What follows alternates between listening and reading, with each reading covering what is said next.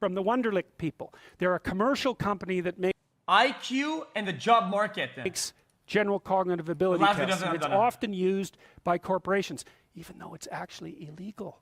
It's actually illegal to use IQ tests, but the Wonderlic doesn't. The reason why it's illegal to use IQ tests is because they're useless. There's no reason to use IQ tests are bad. They're a well-known thing. It's a well-known thing in the field of psychology that IQ tests are a literal joke. Okay, they aren't a measure of anything. Okay, nobody uses them for shit. Okay, they're shit. Promote themselves as testing IQ. I think it's general cognitive ability, which is the same thing, but whatever. The SATs, the GREs, the LSATs, all of those are IQ tests.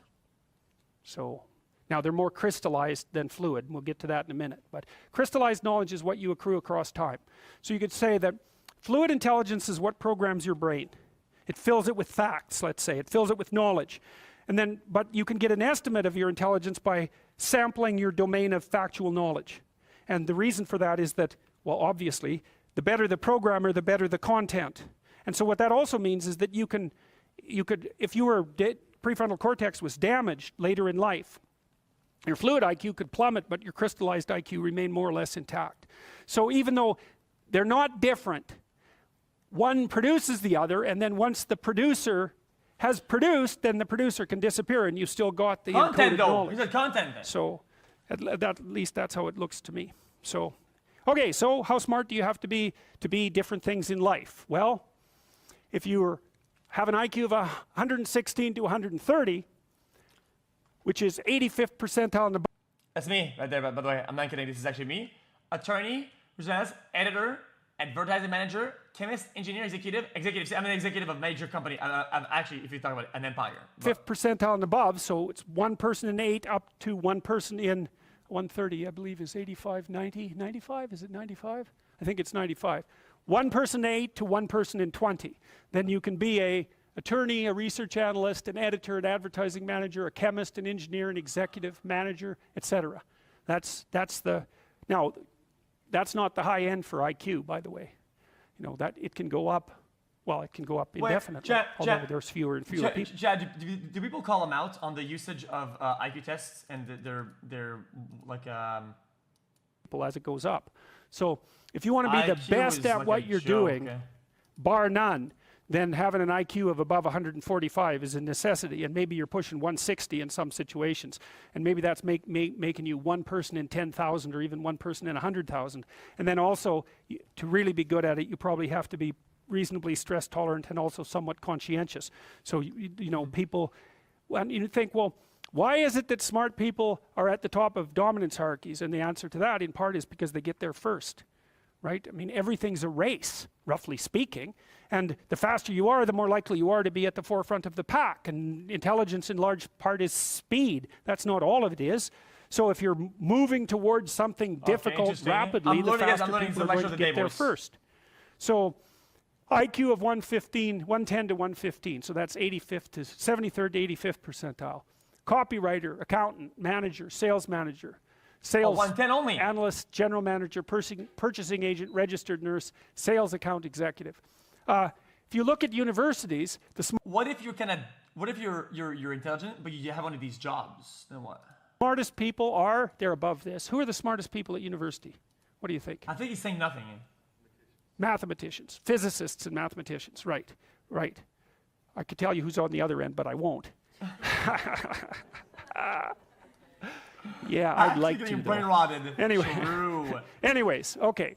Going down now 103 to 108 is slightly above average, right? 60th to 70th percentile.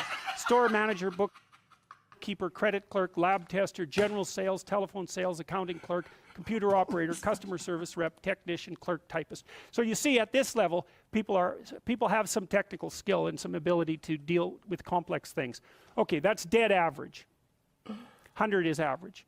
Dispatcher in a general office, police patrol officer, receptionist, cashier, general clerical, inside sales clerk, meter reader, printer, teller, data entry, electrical helper. Okay. 95th to 98. It goes worse. Machinist, food department manager, quality control checker, security guard, unskilled labor, maintenance, arc welder, die setter, mechanic. Jesus. Good IQ range for relatively qualified tradespeople. 87 to 93. Messenger, factory production worker, assembler, food service worker, nurse's aide, warehouseman, custodian, janitor, material handler, packer. Now, what you're starting to see is that as you move down the hierarchy, the jobs get simpler, they're more likely to be assigned by other people, or they're repetitive. Because what IQ predicts to some degree is how rapidly you can learn something, but once you've learned it, it doesn't predict how necessarily how well you do at it. And so the more repetitive jobs people with lower IQs are more suited. I got it right? So then it's crystallized. On top of that, there's no new patterns, so there's no fluidity to it. If you learn something once, there's no other data, and you're just doing it. More repetitive jobs. Under 87, is there something? Well, no. Right. That's a big problem, and it's something our society has not addressed at all. Oh, what is that? Jobs for people with IQs of less than 85 are very, very rare. So what the hell are those people supposed to do?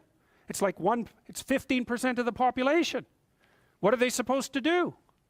Well, we better figure it out, because one of the things that's happening too is that as the high IQ tech... Bro, you give them a computer, they boot up a Windows, okay? And they boot up twitch.tv. They do sign up, make an account, okay? They get a webcam, given to them by their peer or their guardian, and they put that bitch ass on, they put it on, and they open up OBS, and they do this. They do stop stream, or that, no, okay. It would be stop, normally it would be start stream, okay? It would be start stream. But in their case, it would be, they have to start it first, and then it would be start stream, and then they click it. And then they do what I do. Geeks get a hold of the world, the demand for cognitive power is increasing, not decreasing, right? You want to be a teller? Well, you know, those checkout machines, they're not so simple. You want to work at McDonald's? You think that's a simple job? You don't see robots working at McDonald's. And the reason for that is that what McDonald's workers do is too complex for robots to do. So... Wait. What? Well, so this is a discussion that no one wants to have, but that's okay. It's still a problem. Wait, and it has to be dealt with. So the U.S. government, I think I told you this at one point already, it's illegal to induct anyone into the U.S. Army if they have an IQ of less than 83. Right? It's about 10% of the population. Because the U.S. Army, and they've been doing IQ testing since IQ testing began, because they want everybody they can possibly get into the Army, because in peacetime, they use it as a way of moving people up the socioeconomic ladder, and in wartime, well, obviously, you need as many soldiers as you can get your hands on. And so you're not going to be any pickier than you have to be. So when the U.S. Army says it's illegal to induct anybody in... with hot dog fingers and that elephant man-looking ass nose, basketball-sized Adam's apple-looking ass, slim body and square face Minecraft Alex-looking ass. Okay. To the armed forces, if they have an IQ of less than 83, then you know that they've done it for absolute necessity. Right? And when people have made a finding that contradicts what they want to hear, and they're doing it out of absolute necessity, you can be reasonably true that it's one of those facts that just won't bloody well go away. And so you might think, well, if there's nothing for someone with an IQ of less than 83 to do in the Army, what makes you think that there's something that they can do in the general population? Chat, and then I think this is one of those guys, like Andrew Tate, who has a lot of like knowledge about some shit, right? And he says a lot of true shit, right? That sounds inspirational, it's kind of true shit, and there's a lot of dog shit also, right?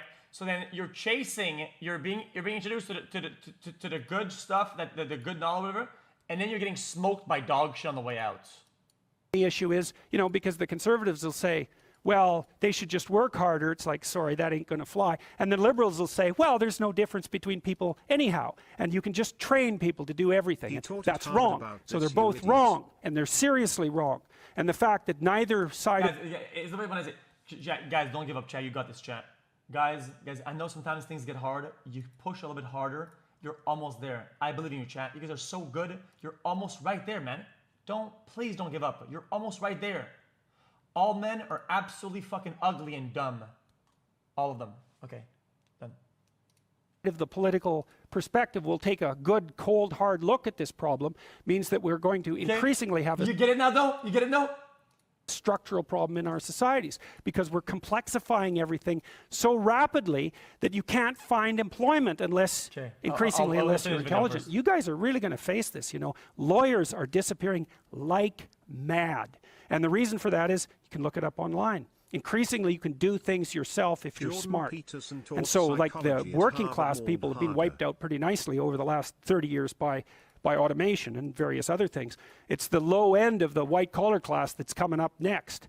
So I'm not saying that lawyers are in the low end, but low end lawyers are in the low end of the white collar class. So there's still going to be plenty of positions for people who are creative and fast on their feet and super smart. In fact, those people are going to have all the money, and that's already happening to a great degree. You're saying someone is trash, but like I said, I'm pretty sure this is just like I'm pretty sure this is.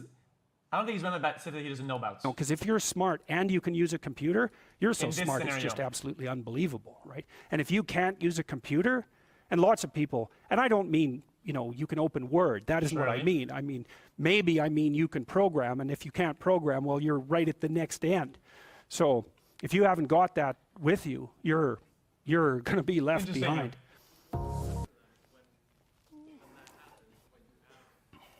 Oh, a lot of them will take Demerol. That's what's happening in the United States. Yeah, it's an opiate. Bro, you know what, dude? This Mulder thinks anybody wants to watch him. Look, he puts a tip on the camera because he doesn't want to look at. Bro, everybody wants to look at you, bro. Shut the fuck up. Yeah, so there's a massive drug problem emerging in. WTF Yeah. 35 months. I'm joking. Yeah, no, I'm telling you, that is joking. what's happening. Relax. Yes, drugs. Yeah, drugs of abuse. Fucking heckler, dude. What is that? Okay. I get it now, though. But what is this? It's controversial. I don't get it. Yo, this is X on the Yeah. beat, yo. Why Okay, should you hear my voice as well? that ass. Anyone knows that boy? I don't know, he's just so soy. Anyone knows that boy? I don't know, he's just so soy.